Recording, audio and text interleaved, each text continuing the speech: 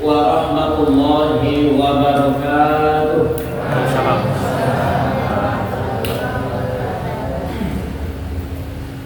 Alhamdulillahi rabbil alamin. Wassalatu wassalamu ala asyrafil anbiya wal mursalin wa ala alihi wa ashabihi ajma'in, amma ba'd. Subhanaka la ilma lana illa ma 'allamtana innaka antal alimul hakim. Rabbi shrah li sadri wa yassir li amri wahlul 'uqdatam min lisani yafqahu qawli. Allahumma anfa'na bima 'allamtana wa 'allimna ma yanfa'una wa zidna 'ilman. Amin amin ya rabbal alamin. Isma'u qaulallahi ta'ala fi kitabihil karim. A'udzu billahi minasyaitonir rajim. Bismillahirrahmanirrahim. Ya ayyuhalladzina amanu kutiba 'alaikumus shiyam kama kutiba 'alal ladzina min qablikum la'allakum tattaqun. Allahumma arhamna bil Quran. Bapak-bapak dan ibu-ibu jamaah salat sunnah tarawih dan witir rahimakumullah, teristimewa generasi kita, remaja, remaji, anak-anak yang telah berjuang mengalahkan dorongan hawa nafsu untuk bisa hadir ke mushola kita dalam rangka berubudiyah kepada Allah Subhanahu wa taala. Pertama, kita bersyukur kepada Allah, alhamdulillahirabbil alamin. Yang kedua, kita berselawat atas Nabi, Allahumma sholli ala Muhammad wa ala ali Muhammad. Mohon izin Bapak Ibu, di 5 menit pertama khusus untuk anak-anak awal yang akan mencatat. Dia fokusnya di 5 menit pertama Pak. Judul ceramah Ustaz malam ini adalah kenapa, tulis anak-anak Ustaz, kenapa Allah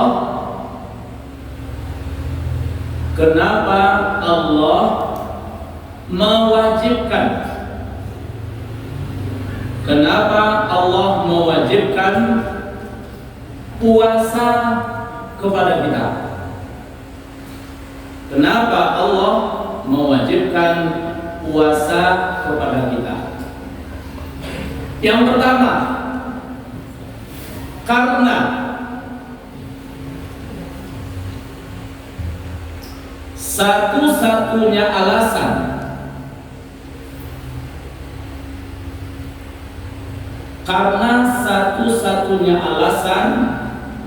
Allah menciptakan kita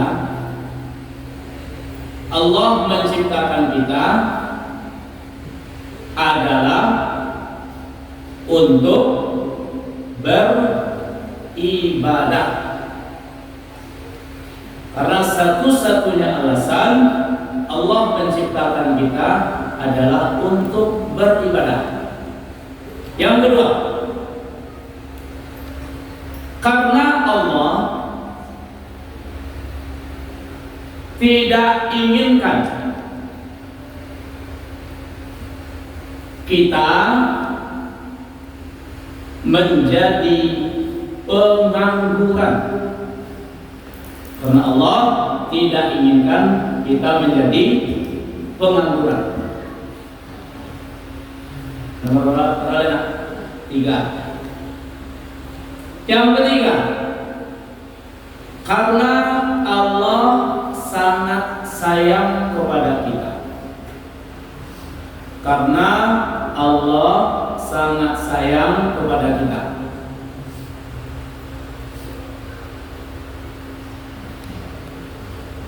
Yang keempat, karena jika kita ingin hidup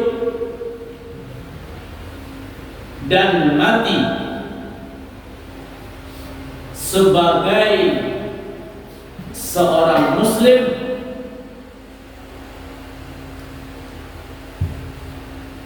maka harus taat kepada Allah. Yang terakhir, yang kelima, agar kita mendapatkan rahmat dari Allah,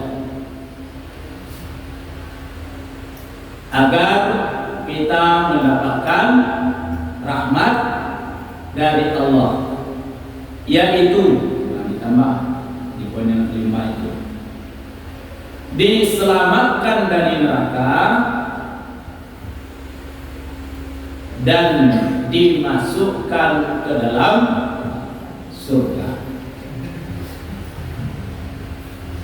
Diselamatkan dari neraka, dimasukkan ke dalam surga. Baik, itu judul ya, kesimpulannya langsung sampaikan. Pak, sholat sunat tarawih boleh? Ibu kok dia ragu menjawab, tapi mereka iyon Pak. Pak. Kalau Bapak beda jawabannya tuh, Pak beda semuanya anak Ustaz.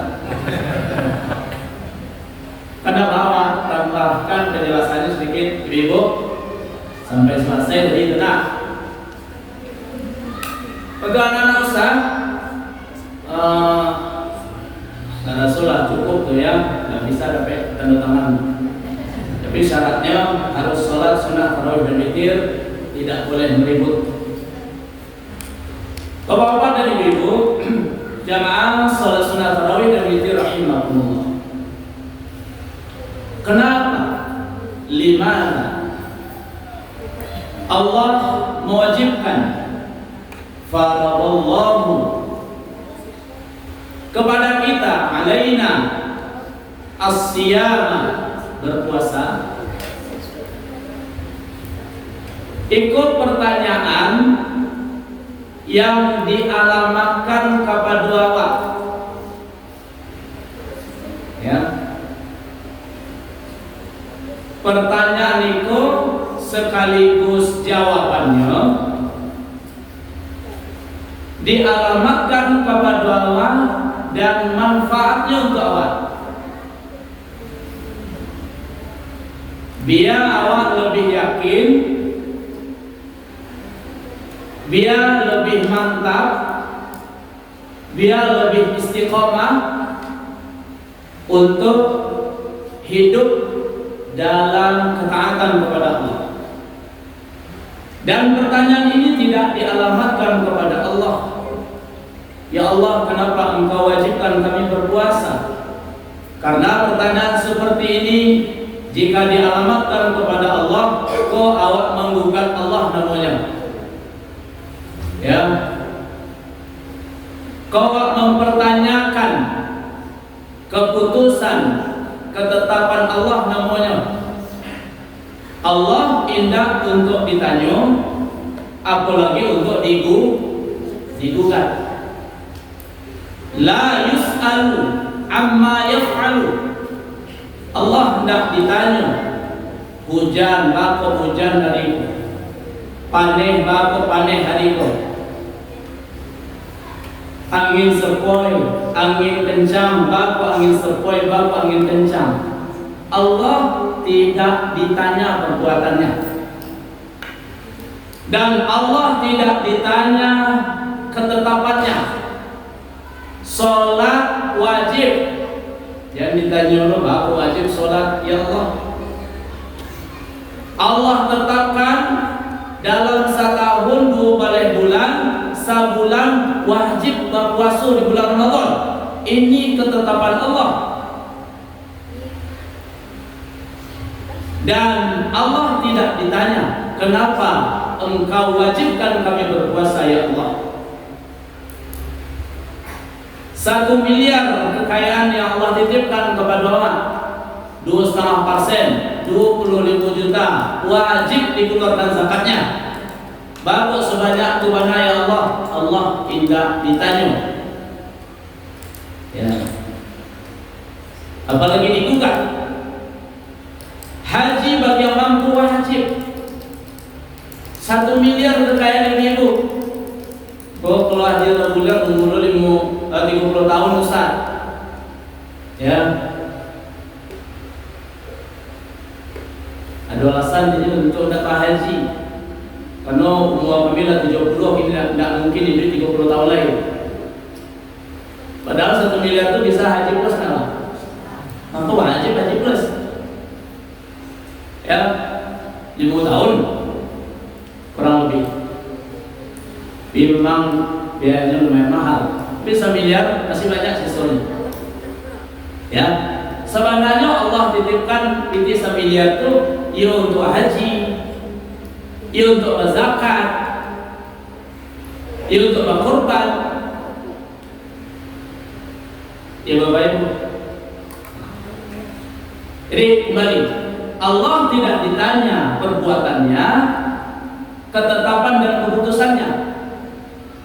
Oh, kami yang perempuan kenapa aurat kami selain wajah dan telapak tangan, sementara laki-laki dari pusat sampai lututnya.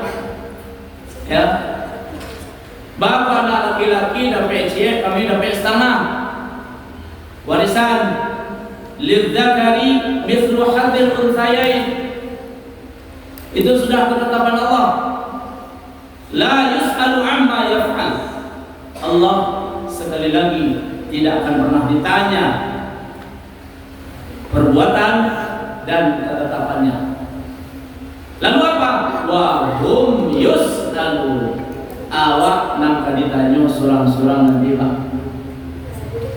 60 tahun bapak ini balik di usia 5 balik berarti usia mukallaf sampai 25 tahun.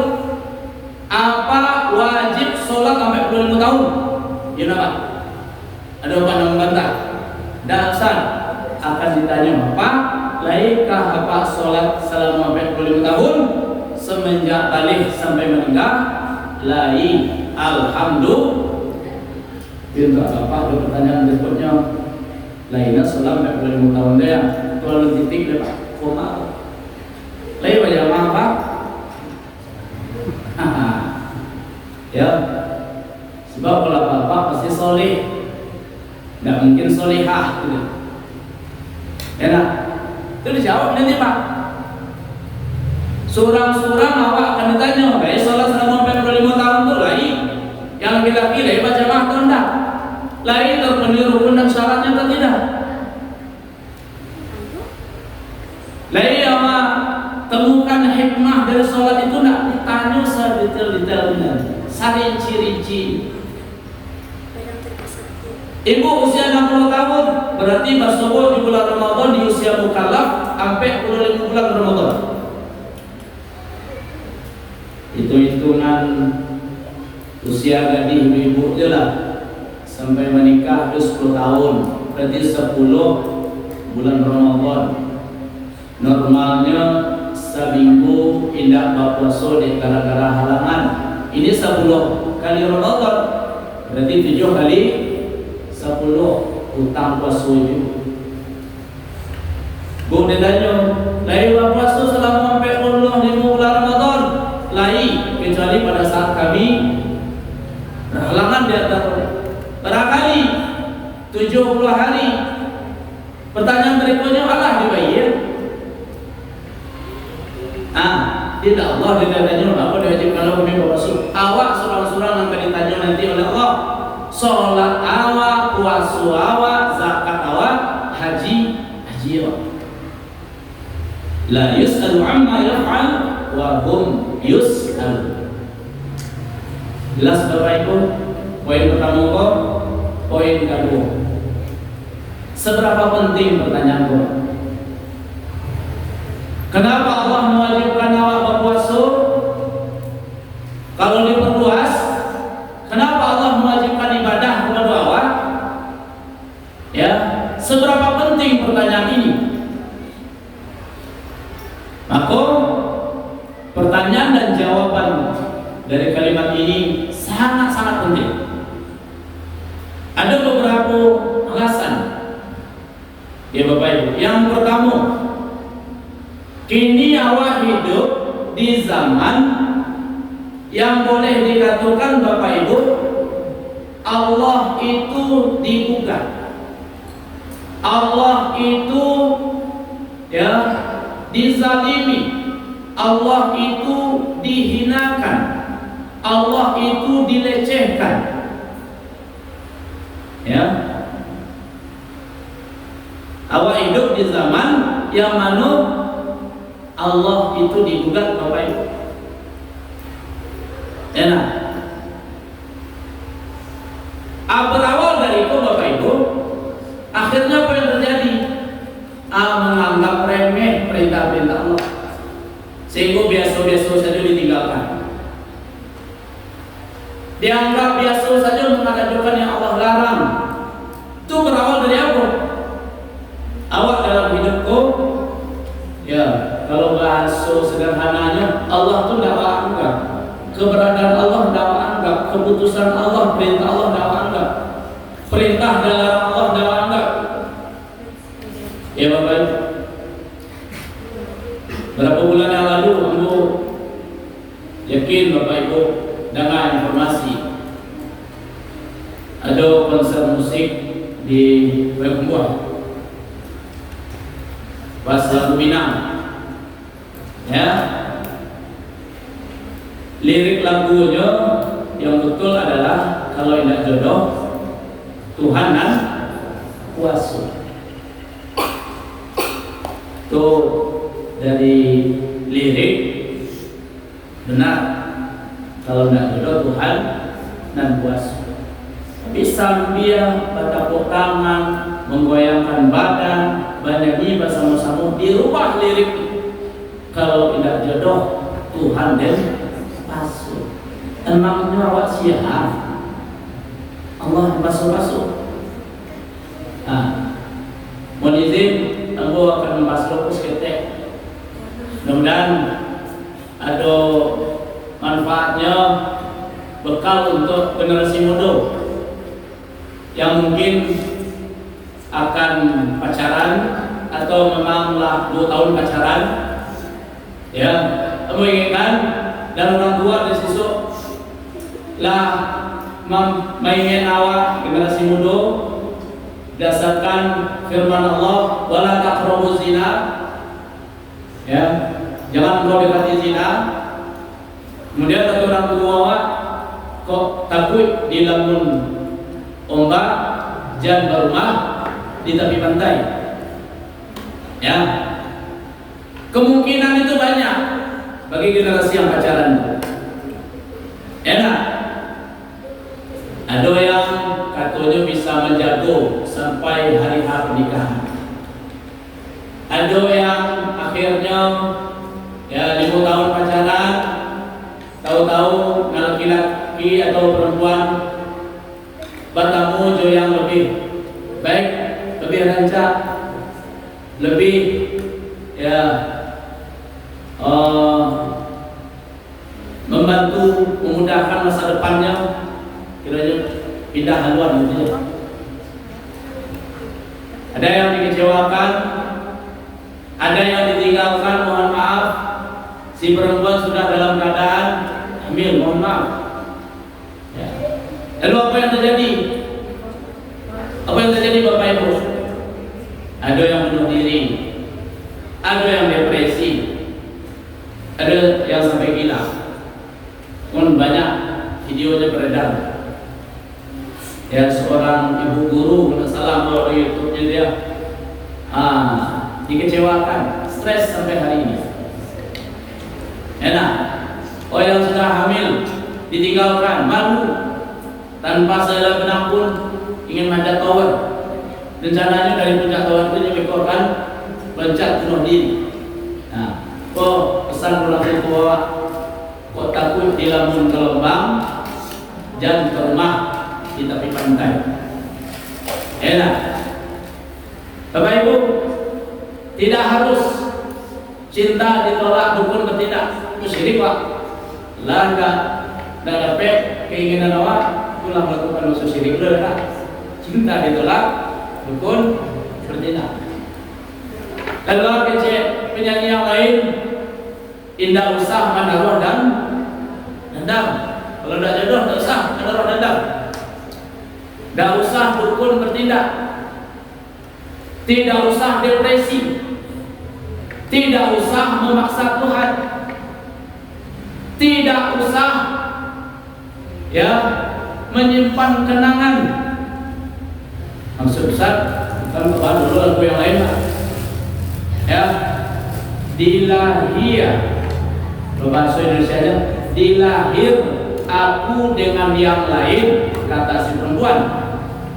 Di batin udah yang merajui, zina Pak. Yang kamu mendosa zina tuh,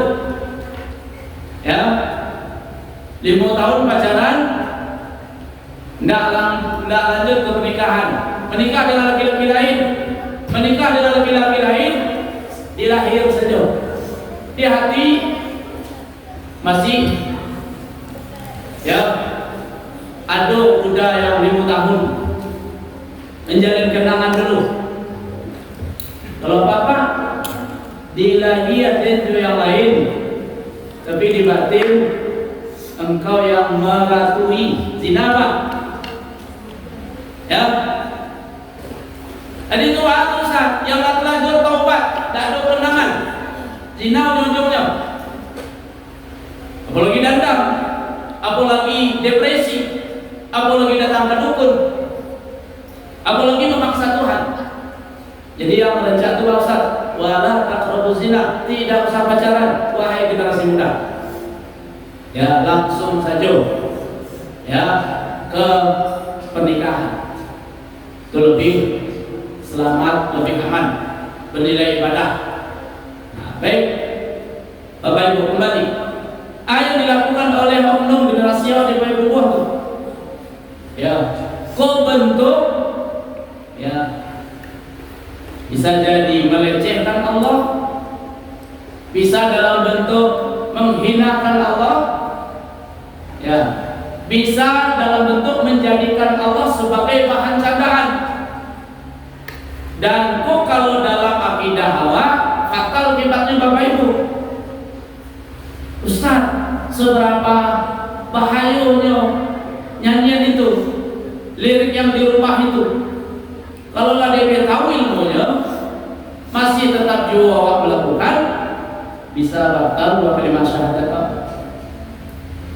Insyaallah di pertemuan kedua akan membahas tentang kenapa Allah perintahkan awak berislam secara kafah. Mungkin ada pembahasan pembatal keislaman. Nah, Tuhan Yesus beberapa bukti bahwasanya awak ini hidup di zaman Allah itu dihinakan. Apa berikutnya? Tersebarnya kefasikan. Bahkan kefasikan itu dianggap biasa, bahkan menjadi sebuah kebanggaan. Ustaz, aku itu fasik lawan dari taat. Sholat, puasa, zakat, haji, perintah kalau dikerjakan itu taat. Sholat, puasa, zakat, haji itu perintah, kalau ditinggalkan fasik. Syirik, sihir, makan riba, makan harta anak yatim, 70 lebih dosa-dosa besar menurut Imam Al-Tahawi. Itu larangan. Ketika awak tinggalkan larangan Allah, kok namanya taat. Kalau di kerajaan larang Allah, kok namanya fasik. Di sebuah kota yang katanya 100% muslim, diadakan survei. Salah satu temuan dari 10 orang yang mengaku muslim, 7 tidak sholat. 7 tidak sholat Bapak Ibu. Padahal sebelum dan sesudah sholat di 2 bulan Ramadan, bisa makan minum rokok tidak? Bisa. Sholat sebelum dan sesudahnya makan, bisa makan minum. Bagaimana kira-kira Bapak Ibu dari 10 orang yang mengaku muslim di kota itu, berapa orang yang berpuasa? Dari terbit fajar sampai terbenam matahari harus menahan kira ya, lebih banyak dan berpuasa atau tidak. Sholat saja 10 menit, dari 10 atau 7 tidak sholat. Nah, dan jika ditemukan kalau namun jujur, ternyata Bapak Ibu, hasil survei itu kok tidak persis kejadiannya di rumah tangga masing-masing, setidak-tidaknya persentasenya baju ya. Kalau kami bertujuh, suami istri anak berlima, 2 tidak sholat, berarti sekian persen yang melakukan kefasikan di rumah. Bahkan hari ini tidak sholat, tidak puasa dianggap biasa. Ya Bapak Ibu. Lalu yang ketiga diingatkan. Aku yang lebih parah, aku zaman waktu ini. Ya, sholat itu wajib, puasa itu wajib. Kecil kawan, kalau masuk minamnya, suka tidak, kesemayang pernah. Kalau puasa atau tidak, ya urusan awak seorang lo, seandainya dulu, kau zaman apa? Ya, zaman yang generasi yang ternyata mendapatkan hal-hal yang seperti itu. Di rumah tangga, ya, anak melihat ayah dan atau ibunya tidak sholat. Ya, itu Bapak. Ketika si ayah si ibu yang tidak disolat diingatkan, membaliknya kalau istirahat. Kami tidak sebenarnya harus ada. Kira-kira ibu dan anaknya nanti batu. Mungkinnya sahur. Dan kami itu sahur. Ya Bapak. Oh hidup di zaman kefasikan itu dianggap biasa, bahkan menjadi sebuah kebanggaan. Lalu ketika diingatkan, membalik, tidak menerima nasihat. Kemudian bagaimana Bapak Ibu? Padahal awak hidup di zaman ketika kefasikan itu merajalela dianggap biasa, Allah sebenarnya sudah memberikan ya hukuman kepada para pelaku kefasikan. Nah, Bapak Ibu, dalam sebuah ayat itu dijelaskan, jika kami hendak menghancurkan suatu negeri beserta penduduknya, maka kami perintahkan penduduknya untuk taat.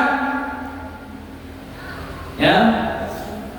Tapi apa yang terjadi? Penduduknya tidak taat, malah mereka melakukan kefasikan. Lalu apa? Ternyata Allah telah ketok palu. Ya Bapak Ibu, ketok palu untuk orang-orang fasik.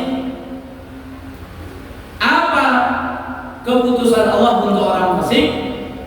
Fadammarnaha, kami hancurkan mereka tadmira, sehancur-hancurnya. Ada yang lain rasulnya, ada yang lah mati rasul.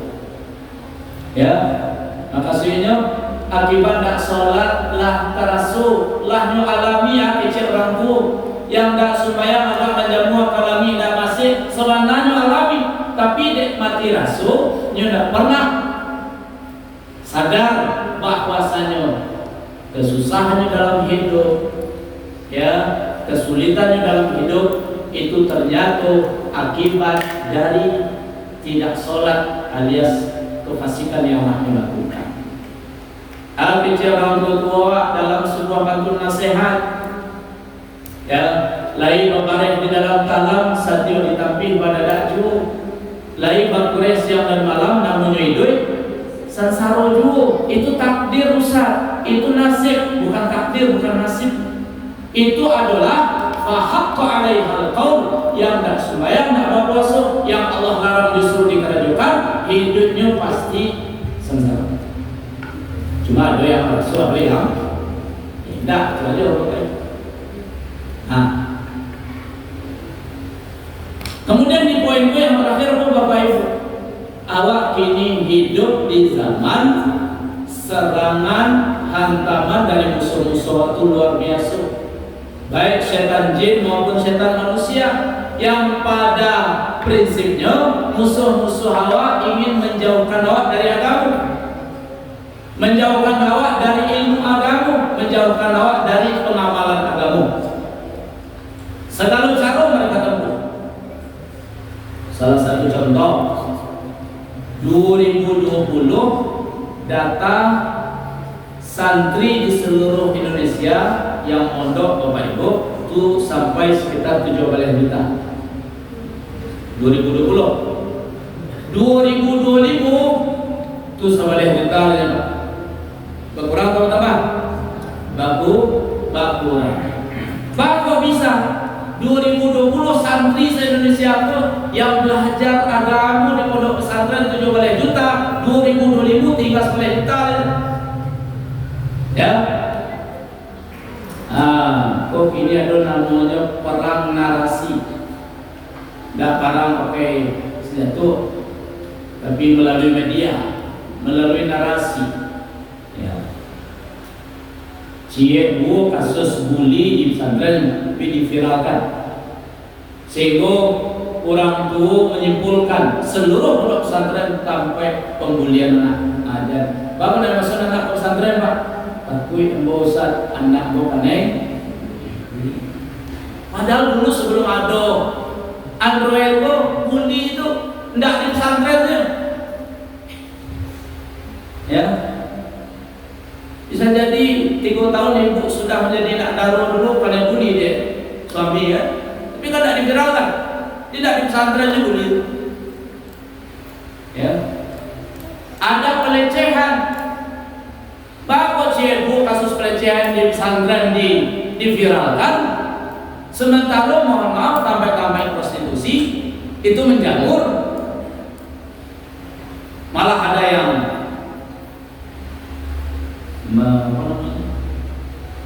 membackup ya. Itu tujuannya Pak, supaya umat Islam takut manipulasi anak pondok pesantren. Jadi sekolah anak pondok pesantren kok jadi teroris, ya. Dan dulu memang seradalah wajib dari orang tua oknum ya.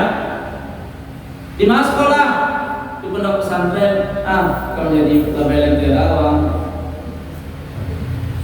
Di mana sekolah di pondok pesantren, kamu jadi pakai buntia. Tuh Pak, pakai buntia. Buntia, assalamualaikum. Oh, ngira kan ya orang miskin. Nah, sebenarnya santri itu sedang melakukan survei, Pak. Ya, di perumahanku rata-rata penghuninya dermawan atau pilih itu sebenarnya. Siapa lah?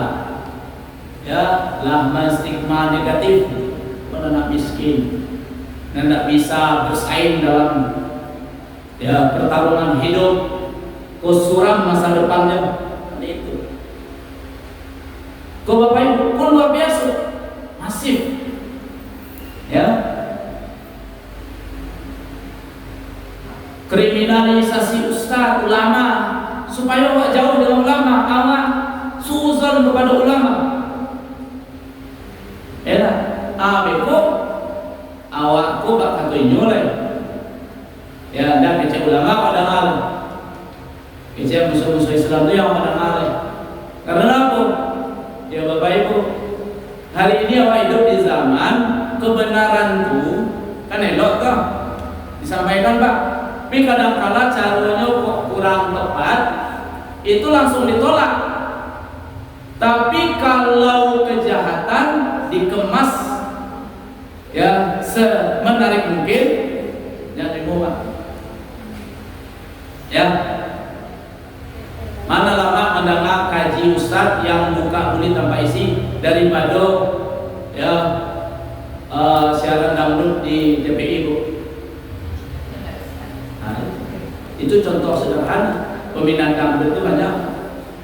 Ya, karena lama didengar, indah misalnya. Ya, jadi Bapak Ibu jemaah rahimakumullah, kembali setidak-tidaknya ikulah alasan dikatakan pertanyaan kenapa Allah mewajibkan beribadah kepada aku penting, karena ini hidup di zaman itu Pak. Awak hidup di zaman yang mana Allah tidak dianggap, sehingga kalau Allah tidak dianggap, sholat pun tidak menjadi sesuatu yang spesial, istimewa, tidak sesuatu yang utama dari ya nah. Bapak Ibu jemaah rahimahumullah. Kemudian terakhir ya 5 poin yang anak catat tadi, aku sampaikan 11. Aku jawabannya dengan adanya pertanyaan dan jawabanku mudah-mudahan semakin mantap keyakinan awak untuk berusaha istiqomah taat menjalankan perintah-perintah Allah di dalam kehidupan awak. Kenapa Allah mewajibkan berpuasa? Satu, karena ibadah satu-satunya alasan Allah menciptakan awak. Mafhum mukhalafahnya Bu. Kalau tidak untuk sholat, puasa, zakat, haji, awak pernah diciptakan oleh Allah. Nan dianggap idui oleh Allah yang sholat, puasa, zakat, haji. Yang idui tapi dianggap mati adalah mereka yang tidak sholat, tidak puasa, tidak berzakat, tidak berhaji. Kata Imam Syafi'i, fakabirhu arba'an. Takabir itu orang tua kali. Ya, fakabirhu arba'an. Orang-orang kafir Allah samakan kehidupan mereka dengan makhluk Allah yang maha kiamat. Karena orang kafir tidak mengenal iman, tidak mengenal ibadah dalam kehidupan mereka. Ada tuh awak sebagai seorang mukmin tidak terima kalau disambungkan lo jawab yang maha kiamat, tapi lagi dikatakan ya kafir. Anakku, mari awak bersama-sama ingat kembali bahwasanya satu-satunya alasan awak diciptakan oleh Allah ia untuk mengerjakan perintah-perintah Allah semaksimal kemampuan awak dan meninggalkan seluruh larangan. Yang kedua, Allah tidak ingin awak jadi pengangguran, karena pengangguran dalam pandangan manusia hina. Ya nama istri minta cerai, mintu tidak betah jaminan tuan pengangguran. Dalam pengangguran bertah dilapau pada bertah apa soal yang tadi dan tuh kesempatan kawan ngecek dan pengangguran ya. Enak istri minta cerai, boleh informasi di sebuah kabupaten ya tinggi angka perceraian. Perceraian justru dipicu oleh ya ekonomi, faktor ekonomi, alias suami nganggur di utara dah. Ya, dan diangkat. Kalau ada acara barale itu, kalau ingin orang mengadukan mengundang. Kalau ada acara rape, pikir-pikir orang mengundang. Begitu di bawahnya level orang-orang yang menganggur. Dalam pandangan manusia itu pengangguran tidak bernilai. Apa itu pula Bapak Ibu? Awak sebagai muslim, sebagai mukmin jangan sampai menjadi pengangguran. Ratusan miliar pun kekayaan awak kalau tidak sholat Miliaran kekayaan tidak puasa itu pengangguran. Sebagaimana pengangguran dalam pandang manusia itu hina, maka pengangguran dalam pandang Allah dan penduduk langit pun hina. Allah tidak inginkan awak menjadi pengangguran. Siapa pengangguran itu? Orang yang hidupnya tidak tentu adok, tidak tentu arah. Ya, as-salatu khairun minan naum. Allah inginkan orang baik waktu tentu adok hidup ketika itu. Aku sholat 2 rakaat. Zuhur hayya 'alas shalah, jaleh adok hidup waktu. 5 waktu salat semalam jaleh. Sebulan dalam 1 tahun jaleh berpuasa. Allah inginkan hidup teratur, tentu adok, tidak penganggur. Kemudian arah hidup awak jaleh. Dunia baru fase kedua dari sampai fase perjalanan hidup. 9 bulan 10 hari dalam terakhir, 60 sampai 70 tahun di dunia, sudah buah sampai hari kiamat, sudah buah akhirat. Bapak sholat sampai ini persiapan hidup sesudah mati. Awak inginkan kuburan awak taman-taman serukun. Awak inginkan ketika pertanyaan malaikat diajukan awak bisa menjawab kesadun. Allah inginkan kehidupan awak ya terhormat. Lanjut kepada bukti Allah sayang awak. Perjalanan sesudah ku barek sulit panjang, kubur dan akhirat. Maka dengan adanya ibadah ku bekal modal untuk menapaki fase perjalanan hidup berikutnya. Ya Allah sayang awak. Allah tidak ingin terlunta-lunta nasib di kubur, aku lagi nanti di akhirat. Maka sholatlah, maka berpuasalah. Yang keempat, jika ingin hidup mati sebagai seorang muslim, ya perintah Allah dikerjakan, larang Allah ditinggalkan. Rahmat Allah itu yang menentukan nanti awak masuk surga, bukan amalan awak yang begitu banyak. Maka mudah-mudahan dengan ketaatan awak itu sebagai ya sarana untuk mendapatkan rahmat Allah nanti di akhirat. Dengan rahmat Allah itulah awak diselamatkan dari neraka lalu dimasukkan ke dalam surga. Demikian Bapak Ibu, 3 poin yang disampaikan terkait judul kenapa Allah mewajibkan berpuasa kepada kita. Yang pertama pengertiannya tadi, yang kedua seberapa penting pertanyaan itu, kemudian yang ketiga 5 jawaban dari pertanyaan itu. Kenapa Allah mewajibkan berpuasa kepada Allah? Terima kasih banyak atas perhatian Bapak Ibu. Mohon maaf atas segala kekurangan dan kesalahan di dalam penyampaian tadi. Kita tutup dengan doa kafaratul majlis. Subhanakallahumma wa bihamdika asyhadu an la ilaha illa anta astaghfiruka wa atubu ilaik. Wassalamualaikum warahmatullahi wabarakatuh.